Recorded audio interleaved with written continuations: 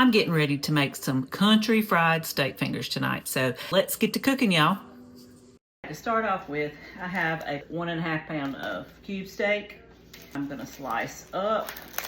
Cube steak used to be really inexpensive, but now it's expensive to me. So we're doing steak fingers, so I want to cut these in lengths about this long right here. So I'm gonna cut these up and then I'll be back in just a second. In my bowl, I've got 1 egg, some buttermilk. This is probably gonna be 1.5 to 2 cups. And then I have some Boom steak rub that I'm gonna put in here. I forgot to put the flour in. We're gonna do 1/2 cup of flour. And we're gonna whisk this up and put my meat back in here. So y'all, forgive me. Now, we're gonna let this soak about an hour. So we'll be back.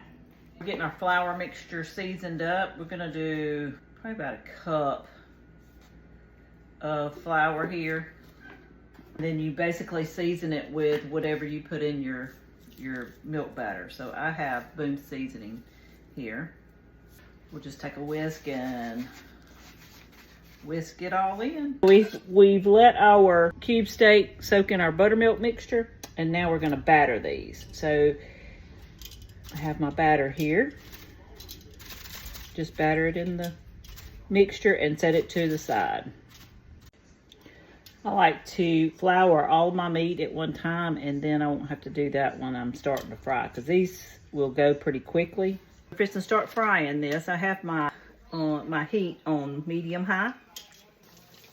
You do not want to crowd your pan because it'll cool your pan off. Get you some in there and don't touch them till it's time to turn it. Okay, so you see around the edges here, that's where it's turning brown. That's how I know it's time to flip it. Okay, you see how brown that is on that side?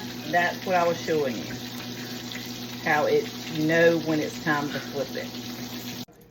Okay, so I'm gonna make some tomato gravy with my drippings from the frying the steak.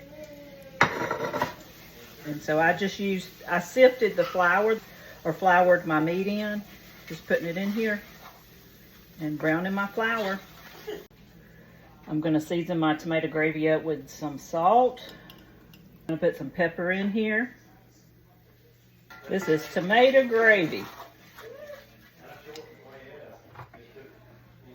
Now I have about 1/2 can of tomatoes that I've crushed up. Turn my fire down. I'm adding about 2 cups of water to this. Made a mess, y'all. But this is gonna be so good. Instead of putting this over biscuits, we're gonna put this over rice. Okay, we're doing a taste test here. All right, so here's my steak fingers that I did, and they're crispy, crunchy, perfect. This is a good recipe, y'all. So here's my tomato gravy and rice. Tomato gravy is not just for biscuits, it's for rice too. So good. I gotta try that. Until next time, I'll see you then.